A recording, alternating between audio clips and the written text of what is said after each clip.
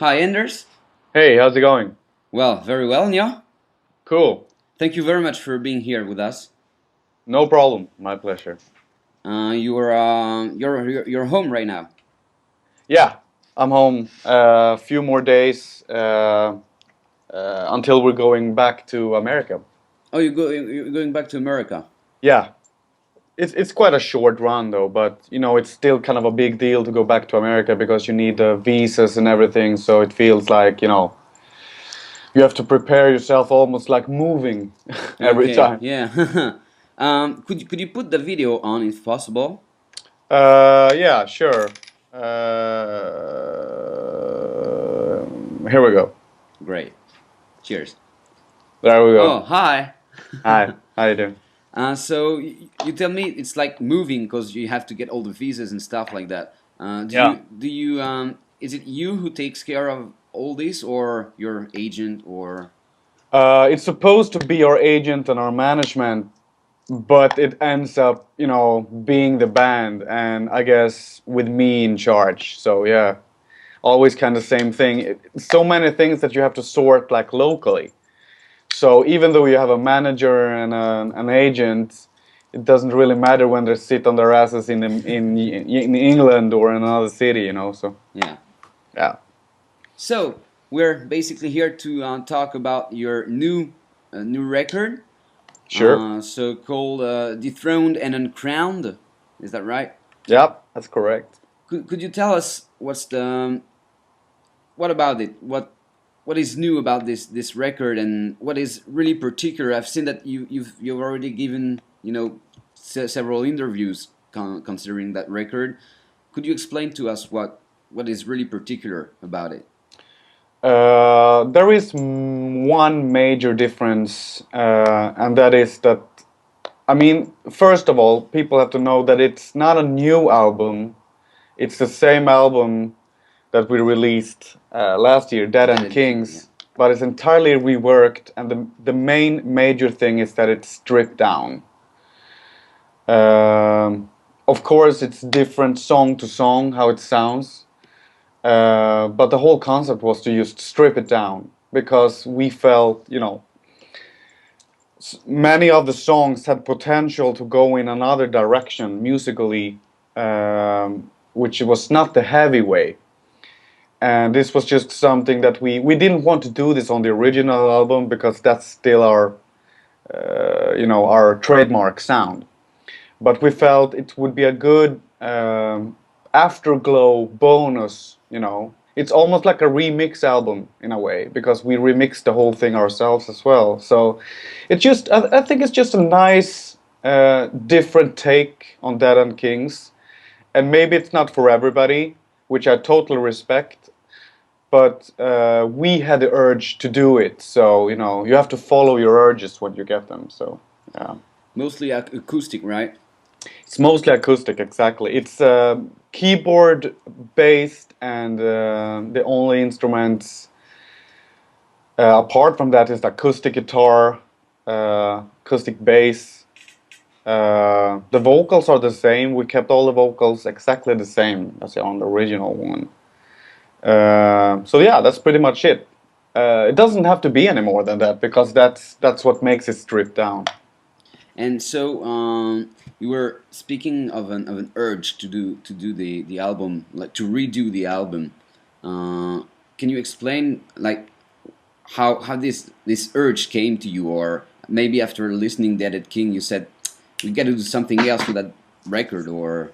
Yeah, I mean, we didn't plan on doing this at all. The idea came to us while we were recording because we were sitting there in the studio, and once you do these overdubs and everything, you often end up muting, other channels, and we just, wow, this sounds really different when you don't have the drum stone there anymore, and you take away the rhythm guitars, take away the distortion. It's just a totally different vibe of the song. So, we were intrigued by the whole thing, but we just, like, we had to move on with the album, but we said, like, let's go back and have that discussion when the album is done to see, if we want to do something about that again. And that's what we ended up doing. When the album was done, I just contacted our management and a label and everybody and just said like, I have a really nice idea. I want to go back into the studio, look at the album again, but do it really different. And everybody was skeptical at first, you know, they didn't really know why or what was the purpose, but I think once they heard the result, it was perfectly clear what I wanted to achieve, you know. Yeah. And so, as a guitar player, how did you approach this whole new, well, whole new concept? Because it's even if these are the same songs, it's still a bit different, right?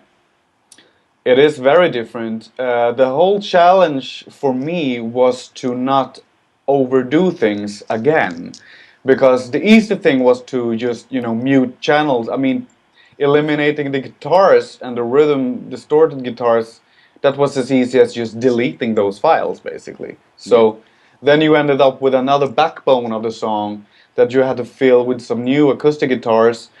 But I think I just, you know, treated each song individually. I just looked for what every part needed. So some songs were, I just basically transcribed the rhythm guitars into acoustic guitars the exact same, or I just changed the chord progressions, you know, if I felt like it. Some parts were trickier than others, like, you know, some very riff-based moments, maybe in the song leader or in the song buildings, was a little bit hard to know what you should do on an acoustic guitar, but it ended up, you know, pretty different and cool anyway. So it was, you know, it was a challenge and fun at the same time, just looking at every song, thinking what everything, you know, was needed. Yeah. Okay. So, you are now beginning a tour for. Are you beginning an acoustic tour, or are you going to play some other, maybe, heavier stuff as well? Well, we are planning on doing a totally Dethroned and Uncrowned tour. Yeah. But that will happen in 2014 because there's a lot of preparations that needs to be taken care of for that to happen. Because we also want that to meet, since the album is so different, we also want the shows to be different as well. We want to book a little tour that's very exclusive. It's not going to be, you know, 2 months or anything. It's going to be just a couple of weeks at most, playing the key markets, but in very different venues. Some venues that maybe sometimes don't even have bands booked there to play. Definitely not, you know, the normal rock or metal venues, but more old old theaters or just obscure places that you wouldn't even think of. We wouldn't look those places up, and we also are looking at having both the band and the audience seated for Okay. these concerts. Yeah, because it's gonna be more moody and intimate. So More like an MTV unplugged. yeah, there you go. More exactly. That's the setting we're after. So there's, I mean, you're always welcome to stand up and go to the front row and headbang if you want, but I'm not sure it will work that good for this tour. More like an So intimate.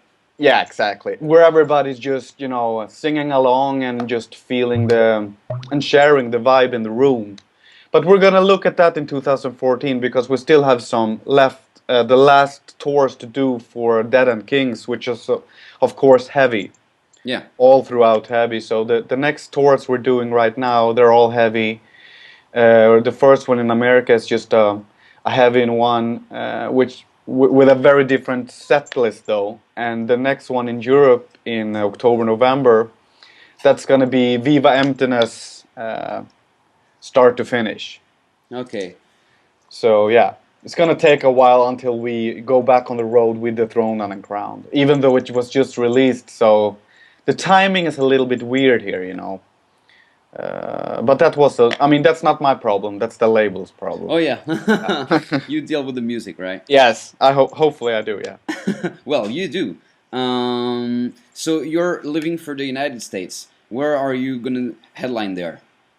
Yeah, we're gonna do a co-headline tour with another Swedish band called Cult of Luna. And there's two other bands on the bill as well. There's Tesseract from the UK and Intronaut from America. So it's a very progressive lineup.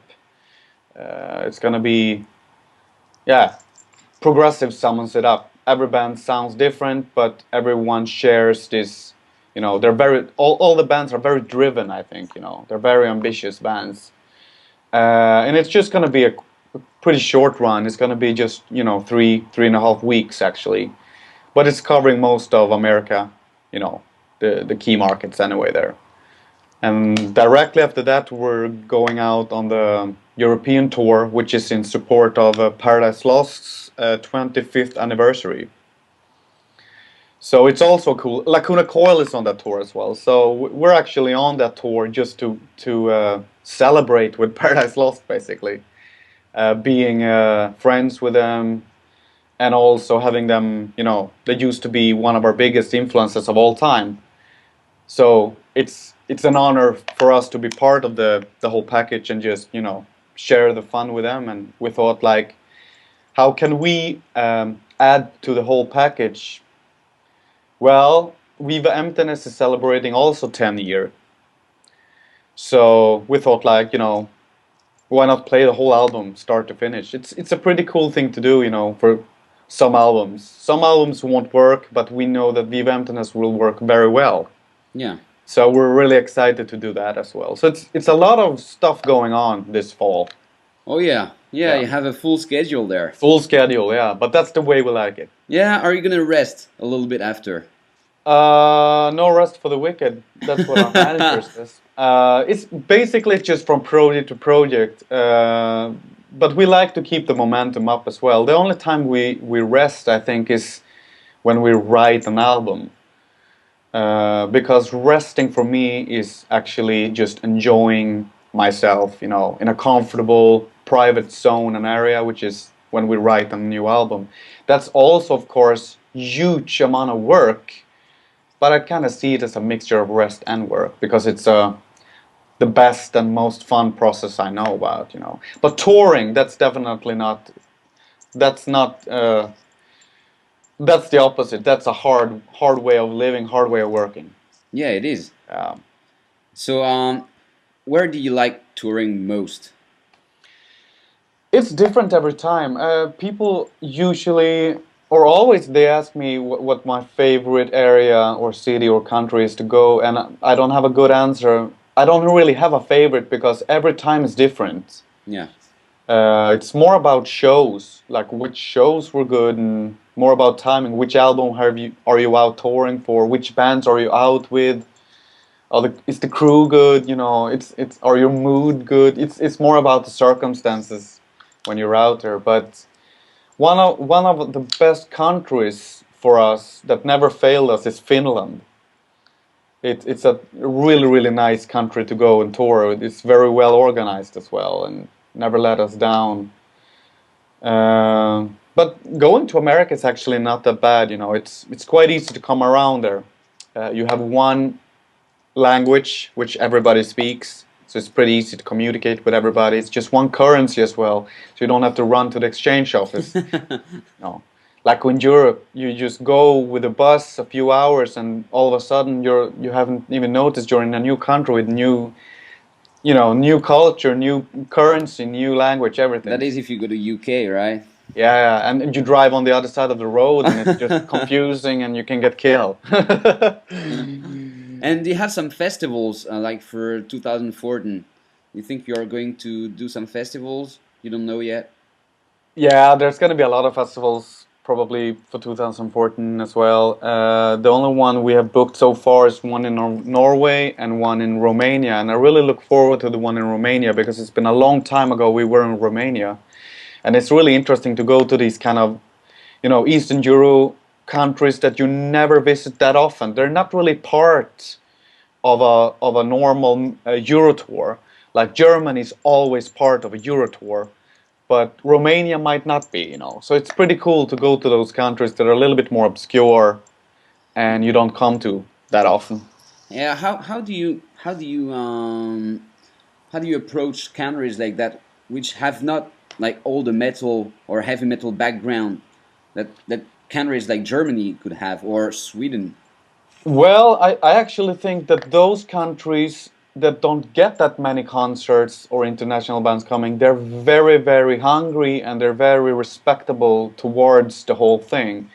You can see that when there's a band playing in town, it's not just the kids that go up. They go out. They bring their whole family out. You know, it's like the mom and dad and even the grandpa is there to watch.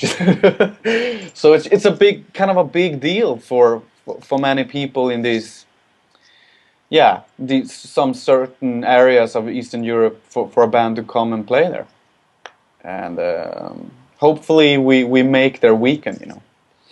Yeah, hopefully, yeah.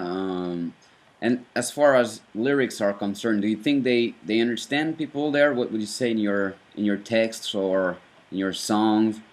I think it's definitely music first Yeah, over in these countries. I don't think they, you know, I might be wrong. I won't say everybody as well because it's yeah. different You cannot say individual. for Yeah, everybody. but yeah, I mean in general, I think it's a lot of throwing your fist into the sky and just singing along and having a good time. But it doesn't matter so much what the message is about as long as the music is really good for people. Yeah.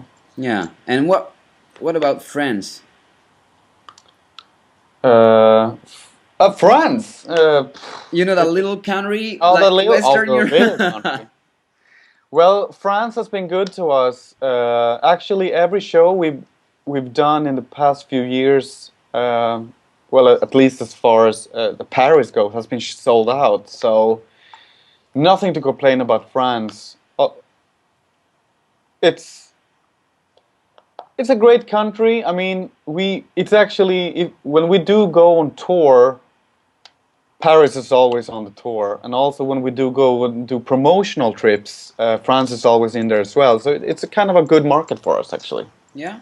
Yeah, Have you planned to do some festivals in France? Hellfest, of course.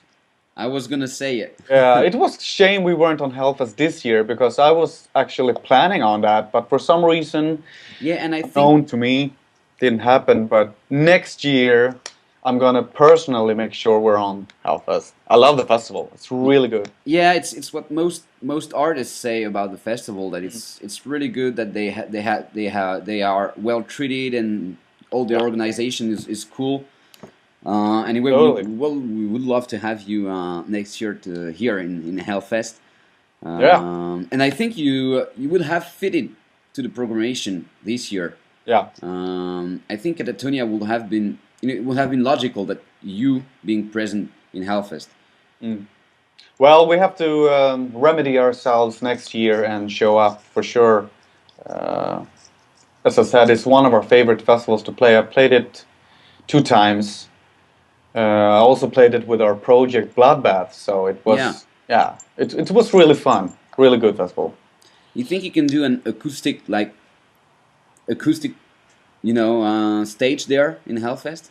I wouldn't say we want to do a completely acoustic thing, but I have been thinking that it would be cool if you make a break in the middle of a hard set and bring out the acoustic songs for 1 or 2 or 3 and just, surprise people. Yeah. And then when you have taken it kind of down, you throw those guitars out and you bring back the heaviness and end up the gig on a high again. So it could be a cool idea actually to That do could be a that. cool Yeah. idea, indeed. Mm. Yeah. I've seen also that for Dethroned and Uncrowned, you have like all sorts of goods and applications that you can download here on I don't even iPhones. know what that is. I haven't seen that. Really? No. It's a Katatonia application that you can download on phones. Like I think it's on Android and iOS as well. And you see, you can scroll and have several pictures here, Right. and you can even listen to the music and have like online chats and stuff like that about Dethroned and Uncrowned. So you never heard about it. Well, I do know, of course, about our, like our official Catatonia app. I don't know if that's the same. It is, yeah. It is. Oh, okay. I haven't just been in there for a long while checking things out, but yeah, of course, I know about the app. So yeah, obviously it's been updated now, I can tell. Oh yeah, Yeah, it all is right. updated, and I would recommend people to download it because it's really great. I think it's beautiful. It's all in the colors of the new album. Uh, Good. you can, So it's good to see that the people at the label finally did something right. well, it's I think it's pretty cool if you want to have like updates and stuff like that. Mm. It's and I'm looking at these pictures, and can you explain the drawing on on the album cover? Yeah. The drawing is kind of it's kind of a symbolic, literal take on the album title. The album title was Dead and Kings on the original one, so we wanted to strip down the album, right? And how do you strip down the king? Yeah, you take off you kick him out of the throne and you steal his crown. So I wanted one of the birds on the cover, a flying crow, to have just stolen the crown and flying away with it, you know. I think it's kind of a, I wouldn't say it's cheesy because it turned out so good, but it's very symbolic. It's very literal, but I think it flows and fits really good to it. Yeah, and it's beautiful. It's like it's not too you don't have too many elements. It's like stripped down a little Yeah, bit. exactly. Everywhere where you can follow the concept of having things stripped, it should, which also, of course, involves the artwork. Then it would be silly if we just made the artwork go haywire, total orchestral, or so it needed to be very simple and direct as well, and I think we succeeded perfectly with that. Yeah. Do you draw yourself? Yes, I do. I actually have. I don't draw with a pen anymore. I used to do that before. That was more in the 80s and 90s, but now I draw with this, digital pen. Oh yeah. Yeah, and I do a lot of small scribblings and things in Photoshop, and I also work with the vector graphics as well. So me and Travis Smith, I mean, he's the guy that can do actually, he can take a vision and just make it to a kind of a realistic illustration. I'm more of the sketch kind of guy. I put up all the elements and make sure, like the layout, how the layout is. So we have a good collaboration going, me and Travis, I would never want that to end because we've been going now, I think it's for 13 years or something. Okay. So it's also a really, really, really nice process. I enjoy very much. As soon as an album is done, to just dive into the whole artwork thing and work that out with him. And yeah, we do a lot of things. It goes beyond album covers. We do also a lot of the merchandise, the shirts, motifs, and all that So you stuff. So. design everything. Yeah, I'm actually sitting doing that right now before this interview. I was sitting Yeah, really. designing a new shirt for the tour. So Oh, yeah. cool. Yeah. And Dethroned and Uncrowned shirt. There's a couple. My favorite one was actually the one we had on Pledge, the campaign to make the whole thing happen. That was the more direct and just simple shirt. That was what I had in my head, just the logo and just, the talons from the crow holding the crown. I think that turned out excellent, and it's cool that it was an exclusive for the people who pledged as Yeah. well. Yeah. So So. earlier on, you were saying that Paradise Lost is one of your biggest influence of all time, and you as a guitarist, who are you influenced by? Like maybe other artists, maybe not metal artists. Yeah, there's a lot of, I mean, the range of influences when it comes to your guitar playing, it's very vast.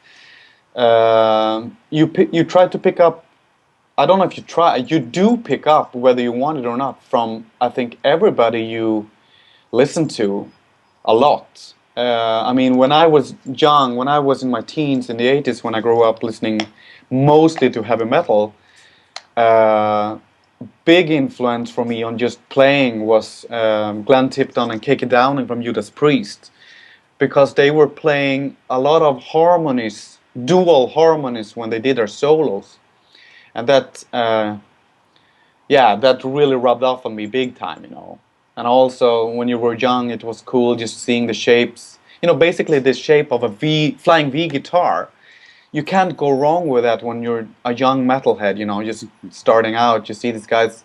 It's the same with the band from Germany, Accept. Yeah. Wolf Hoffmann. He had a great tone. He had great playing solos, and he also played on a flying V guitar, you know. So that was the whole start of making me interested in actually playing guitar and playing metal music and starting to make my own riffs and melodies. But after that, you know, you soon discover there's so much more than just heavy metal riffs. There's so much more than licks and power chords. Yeah, so, you know, I ended up listening a lot to singer-songwriter guys. Mark Koselleck, the main man behind the band Red House Painters. Jeff Buckley. Even Tori Amos, which played piano, influenced me as a guitar player. So there's a lot of artists that has been important to my guitar playing, definitely. Okay. What is your favorite guitar? My favorite guitar, I think it will always go down to a Gibson Les Paul or SG. It's like the classic thing. It what always will be the classic guitar. It's always one of those guitars that works out for you. You can experiment with a lot of guitars, but I think at the end of the day, you end up going back to one of those for doing a lot of things. However, I'm currently endorsed, I have been for a lot of years, by Mayones guitars from Poland, so my favorite guitar of them is actually the latest signature I have. It's a model called Legend, and it's a mixture of a Telecaster. Well, it's a kind of a Telecaster model for kind of a in the jazzy. Is it Fender? No, it's well, it looks like it, you know, but the brand is Mayones guitars from Poland. Oh yeah, Mayones. Yeah. The guitars that are used by the Mathieu Bellamy from Muse as well. No. No, he has a different. I think he has a very special. I can't remember his brand, but they're different. They're called something else. But there's a lot of bands playing on Mayones guitars these days. Actually, Paradise Lost do as well. But that's my favorite guitar right now. It's called the Legend, and I basically just turned a jazzy Telecaster into a metal bass guitar. You know, changed the pickups and all the hardware and everything on it to just fit for a metal show. You know. Yeah. And so, acoustically speaking, on which guitar are you gonna play? Well, we are endorsed by another company from Germany called VGS Guitars, and they make acoustic guitars. We have been recording and playing on those guitars for this album, so we're gonna bring those guitars with us out. Okay. Yeah. Okay, cool. Well, I think we've covered pretty much everything. I would recommend people to listen to the new album because it's really a new. It's really cool. I listened to it and I really liked it. Really like the ambience and all. You even if it's acoustic, you still find the dark, doomy, atmosphere that is so much characteristic of your band actually. Exactly. So again, thank you very much. My pleasure. Thank you. And have a really nice time in the US. Thank you. And hopefully we'll see you in Hellfest next year. Count on it. Okay, Count on it. that's great. Cool. Thank you very much. Cheers. Bye-bye. Bye-bye.